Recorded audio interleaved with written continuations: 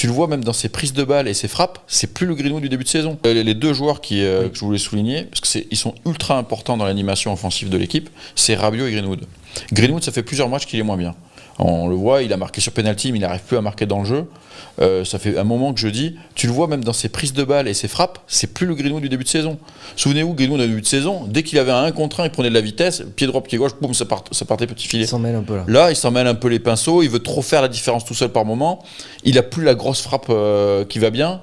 Il est moins bien et il se lasse vite. Et là, ils étaient deux à avoir le même comportement. Parce que ce que je te disais au début du match, pendant un quart d'heure, c'était vraiment un jeu de tactique hyper. Moi, je trouvais ça intéressant.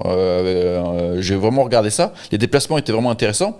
Mais au bout d'un moment, en fait, l'un et l'autre, vu qu'ils n'avaient pas trop de ballons, ils ont arrêté de courir. Ils ont arrêté de. Et ça commençait à faire. À jouer un peu dilettante, là, l'apathie, tranquille. Et ça, c'est problématique parce que quand tu as ces deux joueurs-là qui sont clés, surtout que Rabiot, là, il était sur 3 buts en 3 matchs, je crois. C'est un tes leader important de l'équipe. Dans le comportement, il n'est pas génial. D'ailleurs, sur l'ouverture du score d'Auxerre, c'est lui qui perd la balle, un peu nonchalamment, encore une fois. Et ça a été ça tout le match, même quand il a fait reculer d'un cran. Il n'a pas forcément été bon. Et Greenwood n'a pas été bon. C'est deux joueurs ultra importants. Et c'est aussi à cause de leurs prestations que tu marques pas face à Auxerre. C'est pour ça que moi, je trouve qu'il